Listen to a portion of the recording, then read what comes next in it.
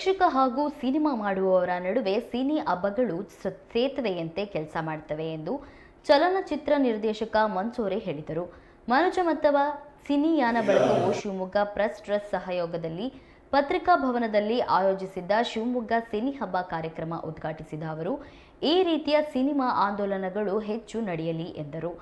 ಕರ್ನಾಟಕ ಚಲನಚಿತ್ರ ಅಕಾಡೆಮಿ ಸದಸ್ಯ ಐವನ್ ಡಿಸಿಲ್ವಾ ಅವರು ಮಾತನಾಡಿ, ಸಿನಿಮಾ ಆಸಕ್ತರು ಒಂದೆಡೆ ಸೇರಿ ಸಿನಿಮಾಗಳ ಬಗ್ಗೆ ಚರ್ಚಿಸುವ ಕಾರ್ಯಕ್ರಮ ನಿರಂತರವಾಗಿ ನಡೆಯುತ್ತಿದೆ. ಎಲ್ಲ ವಯೋಮಾನದವರು ಸೇರಿ ನಡೆಸುವ ಈ ಚರ್ಚೆಗಳು ಹೊಸ ಅರ್ಥ ನೀಡುತ್ತವೆ.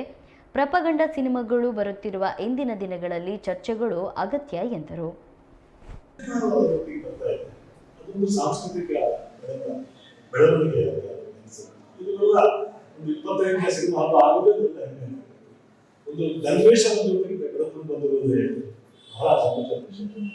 ಸೊ ಏನು ಆಗೋದಿಲ್ಲ, ಇಡೀ ಜಗತ್ತು ಸರ್ವಾಧಿಕಾರ ಕಾರ್ಪೊರೇಟ್ ಹಾಕೊಂಡು ನಾವೆಲ್ಲ ಸಾಹಿತಿಗಳು, ಚಿಂತಕರು, ನಾಟಕಗಳು, ಸಿನಿಮಾಗಳು ಎಲ್ಲ ಏನು ಹತಾಶೆಗಿದ್ದಾಗ ಇವೆಲ್ಲ ತುಂಬ ಆಶಾದಾಯಕ. ಇದು ಮುಂದೆ ಹೋಗಿ ನಿಮ್ಮೆಲ್ಲರ ಸಹಕಾರದಿಂದ ಪದೇ ಪದೇ ವರ್ಷಕ್ಕೆ 3 ಸತಿ ಸಿಗೋಣ. 2 ಸಿನಿಮಾ ಹಬ್ಬ ಗುಲ್ಬರ್ಗದಲ್ಲಿ ಮಾಡಿದಂತ ಅಕಾಡೆಮಿ ಅವರು ಮೊದಲನೇ ಸಿನಿಮಾ ಹಬ್ಬ ಇದ್ದೇ ಮಾಡಿದ್ರು, ಅವರು ಮೂರನೇ ಮಾಡ್ತಾರೆ. പക്ഷെ ನೆಕ್ಸ್ಟ್ ಮೇ ಅಥವಾ ಜೂನ್ನಲ್ಲಿ ನಾವು ಹುಡುಗಿಯರಿಗೆ ಮತ್ತೊಂದು ಮಾಡ್ತೇವೆ. ಸೊ ಸೆಪ್ಟೆಂಬರ್ ನಿಮ್ಮಲ್ಲಿ ಮಾಡಬಹುದು.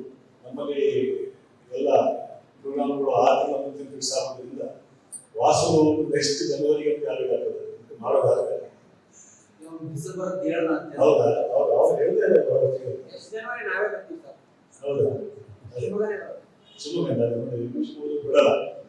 ಸೊ ಇದಕ್ಕೆಲ್ಲ ಅವಕಾಶ ಆಗಿರ್ತಕ್ಕಂಥ ಎಲ್ಲ ಸಿನಿಮಾ ಸಮುದಾಯದ ಬಂಧುಗಳಿಗೆ ವಂದಿಸ್ತಾ ಧನ್ಯವಾದ ಹೇಳ್ತೇನೆ. Thank you. ನೀನಾಸಂ ರಸಗ್ರಹಣ ಶಿಬಿರ ಅಂತ ಆಗ್ತಾ ಇದೆ.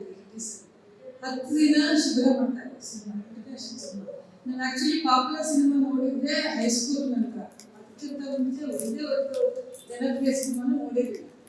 ಅದು ಮೊನ್ನೆ ಏನಾಯ್ತಂದ್ರೆ ಒಂದು ಬೀನ್ಸಿ ಅಂಗಡಿ ಪರಿಚಯ ಅವನ ಸುದ್ದಿ ನಮಗೆ ಸುಬ್ಬಣ್ಣ ನಮ್ಗೆ ಹಾಳು ಮಾಡಿಬಿಟ್ಟಿದ್ದಾರಲ್ವ ಅಂತ. ಯಾಕೆ ಅಂತ ಕೇಳಿದ್ರೆ ಅವನಿಂದ ಸಾಹಿತ್ಯ ಮುಂದೆ ಶ್ರೀಕಂಠೇಶ್ವರ ಅದಕ್ಕೆ ನಮ್ಗೀಗ ಸುಬ್ಬಣ್ಣ ಆಗಿರೋ ಸಿನಿಮಾ ತೋರಿಸ್ಬಿಟ್ಟು ನಮಗೆ ಸಾಗರ ಪ್ಯಾಕೇಜ್ 10 ನಿಮಿಷನೂ ಪೂರ ಬೇಕಂತೆ ಯಾವ ಸಿನಿಮಾದಲ್ಲಿ ಅಂತ. ಅಂದ್ರೆ ಅವ್ನು ಸ್ವಲ್ಪ ನೆಗೆಟಿವ್ ಆಗಿ ಹೇಳ್ದ, ನಮ್ಗೆ ಎಂಜಾಯ್ ಮಾಡೋಕ್ಕೆ ಆಗ್ತಿಲ್ಲ, ನಮ್ಗೆ ಹಾಳು ಮಾಡ್ಬಿಟ್ಟಿದ್ದಾರೆ. ಬಟ್ ಅವರು ಅವೆಲ್ಲ ಹೊರಗಡೆ ಹೋದ್ರೆ ಅಲ್ಲೇ ಇದ್ರು ಅವರಿಗೆ ಸಿನಿಮಾಗಳ ರುಚಿ ಹಚ್ಚಿದಲ್ಲ. ನನಗೆ ಆಮೇಲೆ ಅನಿಸ್ತು, ಅನಿಸ್ತು ಚಿಕ್ಕ ಹಳ್ಳಿಲಿ ಅಷ್ಟು ಜನ ಪ್ರೇಕ್ಷಕರನ್ನ ಭಾಷೆ ಬಂದೇ ನಿಂತಿದೆ. ನಮಗೆಲ್ಲ ಇಂಗ್ಲಿಷ್ ಪದ ಬರ್ತಿರ್ಲಿಲ್ಲ, ಸಬ್ಟೈಟಲ್ ಇಂಗ್ಲಿಷಲ್ಲೂ ಇರ್ತಿರ್ಲಿಲ್ಲ. ಆದ್ರೂ ಫಸ್ಟಿಗೆ ಯಾರೊಬ್ರು ಬಂದು ಸುಬ್ಬಣ್ಣನೇ ಹೇಳ್ತಾ ಇದ್ರು, ಯಾರೊಬ್ರು ಜಿಸ್ಟ್ಗೆ ಸಿನಿಮಾದು ಸ್ವಲ್ಪ ಅರ್ಥ ಮಾಡಿಸಿ. ಆಮೇಲೆ ನಾವೆಲ್ಲ ಎಷ್ಟು ಚಿಕ್ಕವರಿಗೆ ಅಂದ್ರೆ 3-4 ವರ್ಷಕ್ಕೆ ರಾಶಿಮಲ ನೋಡಿದ್ವಿ. ತುಂಬಾ ನನಗೆ ಬೈಸಿಕಲ್ ಕ್ಯೂಸ್ ಎಲ್ಲ ಇಷ್ಟ ಆಗ್ತಾ ಇತ್ತು ಮಕ್ಕಳಿಗೂ ಅಂತ. ರಾಶಿಮಂತರ ಸಿನಿಮಾ ನನಗೆ ಇವಾಗಲೂ ನೈಟ್ಮೇಟ್. ಅಂದ್ರೆ 3 ವರ್ಷದವರಿಗೆ 4 ವರ್ಷದವರೆಗೆ ತೋರಿಸ್ತೀನಿ ಮನೆ ಅಂದ್ರೆ ಅವಾಗಿನ ಆ ಥರ ಕಾನ್ಸೆಪ್ಟ್ ಇಲ್ಲ, ಎಷ್ಟು ಚಿಕ್ಕ ಮಕ್ಕಳಿಗೆ ತೋರಿಸ್ತಾರೆ ಅಂತ. ಅಂಥದ್ದು ಎಲ್ಲ ಸಿನಿಮಾನು ನೋಡ್ಕೋತ ಬೆಳೆದಿರೋದು. ಬಟ್ ಅದಕ್ಕೆ ಈಗಲೂ ಕೂಡ ಬೇರೆ ಒಂದು ವಾತಾವರಣ ಹೋಗ್ತಿದ್ದವರು ಕೂಡ ಆ ಸಿನಿಮಾಗಳು ಒಂಥರ ಒಂದು ಬೇರೆ ರೀತಿಯ ಆಲೋಚನೆಗಳನ್ನ ಕೊಡ್ತಿದೆ ಅಂತ ನನಗೆ ಅನಿಸುತ್ತೆ. ಅಂದ್ರೆ ಸಮಾಜದಲ್ಲಿ ಅಂದ್ರೆ ಈಗ ಅವ್ರನ್ನೇ ಇಟ್ಕೊಂಡ್ರೆ ಅವರು ಅಟ್ಲೀಸ್ಟ್ ಬ್ರಾಹ್ಮಣರಾಗಿ ಮಠದ ವಿರೋಧಿ ಆಗಿದ್ದಾರೆ.